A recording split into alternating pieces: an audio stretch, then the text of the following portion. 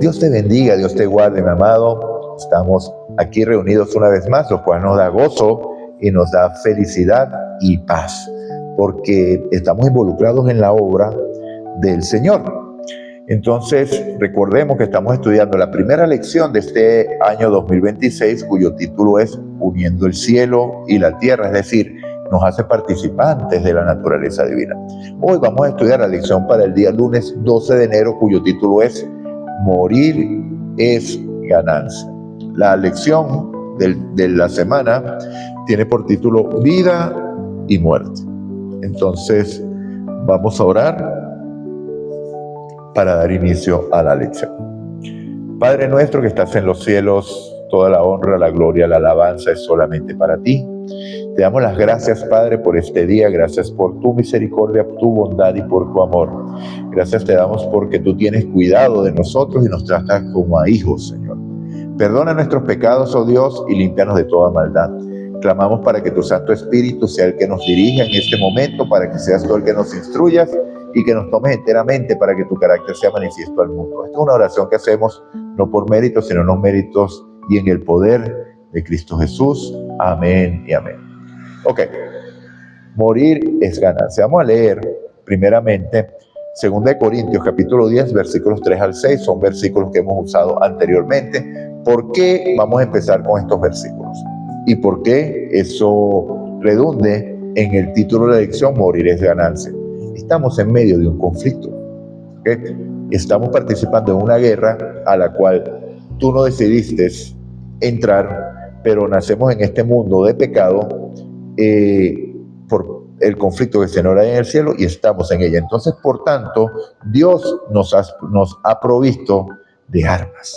Dios nos ha provisto de su bondad, Dios nos ha provisto con su gracia para que podamos soportar y podamos hacer frente a las situaciones que se resultan de este conflicto. Entonces vamos a leer 2 de Corintios capítulo 10, versículos 3 al 6, dice así: aunque andamos en la carne, no militamos según la carne. El hecho de ya nombrar la palabra militar ya implica una lucha, porque ¿quiénes luchan? Militares. Entonces militamos, pero no en la carne, sino no según la carne. ¿Okay?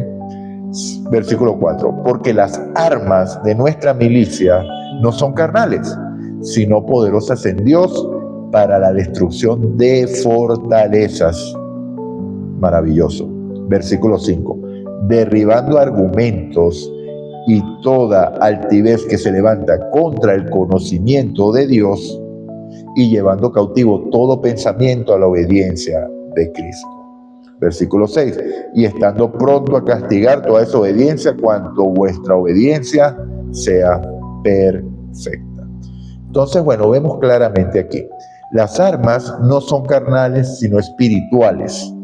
¿Para qué? Para derribar fortalezas y llevar todo pensamiento cautivo a la obediencia de Cristo. Entonces, esto implica la naturaleza de la lucha. No es una lucha física, en primer lugar, es una lucha espiritual y se lleva a cabo ¿en dónde? En el pensamiento. O sea, es una guerra de pensamiento. Satanás trata de imbuirte a ti de los pensamientos que te lleven a militar en su lado, y Cristo nos ha dado armas espirituales para derribar todo argumento que se levanta contra el conocimiento de Dios y llevar cautivo todo pensamiento a la obediencia de Cristo. Entonces, las armas más letales en esta lucha espiritual son las ideas. Por eso que Satanás busca levantar la crítica, levantar el descontento, levantar la ansiedad, todo este tipo de cosas, porque son las que él utiliza a su favor. Pero sin embargo, Cristo nos da armas para derribar todas esas fortalezas, porque ¿cuándo se convierte esto en una fortaleza? Cuando nosotros nos hacemos partícipes de esto. ¿Okay? Ejemplo, nacemos con una naturaleza pecaminosa. De eso nadie lo pone en duda. No condenados y en pecado. ¿Ok? Naturaleza pecaminosa no es igual a ser pecado. Naturaleza pecaminosa es tentación, y la tentación en sí no es pecado, porque Cristo fue tentado y Cristo es inmaculado. Ni por un momento se dio ni aún en el pensamiento a esas tentaciones que sufrió. ¿Sí? Entonces, cuando nosotros caemos en un pecado o caemos en una tentación, y ejecutamos el pecado, así sea en nuestra mente, recordemos que Cristo dijo que aquel que ve una mujer para codiciarla y adulteró con ella, ¿dónde? En su corazón. O sea, ya lo maquinó, ya lo ejecutó, ya el pecado está, no con la acción, sino con el pensamiento, porque el pecado permaneció allí y no fue derribada esa fortaleza. Entonces, la próxima vez que venga una lucha contra esa misma situación, va a tener asidero para mantenerse firme. Cristo nos dio armas espirituales para derribar esa fortaleza. ¿Y cuál es esa arma? Su gracia, su espíritu, que nos lleva a buscar un escrito está. Este es un versículo poderoso, porque tenemos para derribar esas fortalezas que nos alejan del conocimiento de Dios, para llevar cautivo todo pensamiento a la obediencia de Cristo. Entonces, revertir lo que Satanás estaba tratando de hacer en nosotros. Por otro lado, cuando nosotros seguimos leyendo y leemos Filipenses capítulo 1, versículos 21 y 22, ya en el contexto de morir es ganancia, entonces vemos lo siguiente, dice Pablo. Porque para mí el vivir es Cristo y el morir es ganancia, es el versículo para memorizar. Y el 22, pero si el vivir en la carne resulta para mí en beneficio de la obra, no sé entonces qué escoger. Okay. Fíjense la comparación que está haciendo Pablo aquí. Para mí el vivir es Cristo y el morir es ganancia. Y ya en los días sucesivos vamos a explorar esto un poquito más, vamos a darle con calma. Pero sin embargo, si es más provechoso para el avance de la obra permanecer en la carne, no sé qué escoger. Pablo sabe, como lo estudiamos el día de ayer, o lo comentamos el día de ayer, que si resultaba en muerte, y el estado de Pablo lo vamos a explorar más adelante, resultaría en bendición para la obra, ¿ok? ¿Por qué? Porque el martirio desarrollaba más cristianos. La sangre del cristiano es semilla. ¿Por qué? Porque todo el mundo quiere conocer la causa que causó la muerte de esta persona. Aún sucede por causas terrenales, cuanto más por la causa de Cristo. Esta es una frase que ya he hecho anteriormente. Entonces, morir por Cristo es un honor, pero la muerte de un cristiano martirizado se redunda en almas para Cristo. Entonces, por eso Pablo decía, no sé qué es mejor, no sé qué escoger, si morir, que va a redundar, o vivir para continuar el ministerio. Porque lo que anhelaba su corazón era el crecimiento del Evangelio, que el Evangelio siguiera su curso, que más personas aceptaran a Cristo, para que Cristo, como lo dijimos ayer, fuera ¿qué? Magnificado. ¿Ok?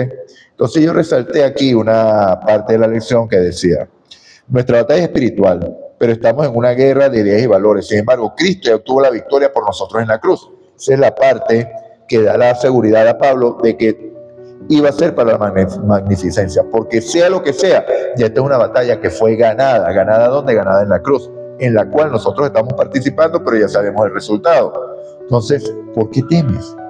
¿Por qué no avanzamos? ¿Ok? Entonces sigue diciendo, nunca seremos derrotados si permanecemos unidos a Él. No por mi fuerza, unidos a Él. Al momento de separarme de Él, perdí. Me comió el león, que anda como león rugiente a buscar a quien devorar. ¿Por qué? Porque perdí la protección de aquel que garantiza mi protección y la victoria. Porque Él, la victoria, pertenece a Él, no a mí, es de Él. Entonces nosotros nos hacemos partícipes de esa obra, de esa victoria. ¿Okay? Y le damos gloria a Él cuando nos permanecemos en Él, porque esperamos en Él, dependemos de Él para que sea glorificado y sea exaltado. ¿Por qué? Porque nosotros reconocemos que no somos nosotros, es Él en nosotros la esperanza de gloria. ¿Okay? Seguimos. Incluso si a ellos nos cuesta la vida, Pablo estuvo dispuesto a sobrellevar todo lo que le sucediera aquí en la tierra, por injusto que fuere, pues había confiado su vida y su futuro a un tribunal superior. Maravilloso. Preguntas para el día de hoy.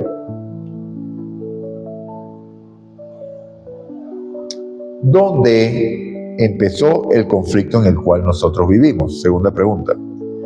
¿Por qué no se debe forzar a nadie a creer? Ok, esto lo digo porque en el contexto de la lección habla de conflicto y se trata del Evangelio. ¿Okay? Pero el Evangelio nunca debe ser forzado. Por eso es que creer que nosotros somos salvos por decreto de Dios y Dios nos arrastra a la salvación, así no queramos, es una locura. Dios a nadie fuerza, porque el fundamento de Dios, que Dios es amor, y el que no ama no ha conocido a Dios, porque Dios es amor. Primera de Juan, capítulo 4, versículo 8, es la libertad. Usted decide si sigue a Cristo o si sigue al otro, que es el enemigo de las almas. ¿Ok? Tercera pregunta. ¿Cómo actúas cuando te contradicen? ¿Te llenas de ira o actúas con mansedumbre y humildad? ¿Okay? Cuarta pregunta. ¿Quién es el que convence de pecado y genera el nuevo nacimiento? Bueno, esa respuesta creo que la conocemos. De todas maneras, recomiendo que la respondas en la caja de comentarios. Mis amados, el resultado del conflicto ya está ganado. Entonces, no temas, confía y espera. ¿Ok? Y deja, cuando vengan todas esas luchas aquí y derribando argumentos y toda fortaleza que se levanta contra el conocimiento de Dios, llevando cautivo todo pensamiento a la obediencia de Cristo. La gloria sea de Él. Hemos terminado la lección del día de hoy. Oremos. Padre nuestro que estás en los cielos, alabado, glorificado y honrado sea tu nombre. Te damos las gracias una vez más por el resultado de este conflicto que ya está ganado. Gracias porque nos diste victoria por medio de Cristo y en Él esperamos. Gloria a ti, Padre, honra y alabanza sea solamente para ti. Llénanos completamente de ti, tómanos enteramente como tuyos, que tu Santo Espíritu tome el control de nuestras vidas, perdona todos nuestros pecados y límpianos de toda maldad. Oración que hacemos en el poder y en el nombre de Jesús. Amén y amén. El tiempo es corto, amado. El tiempo es corto. No te quedes. Dios te bendiga.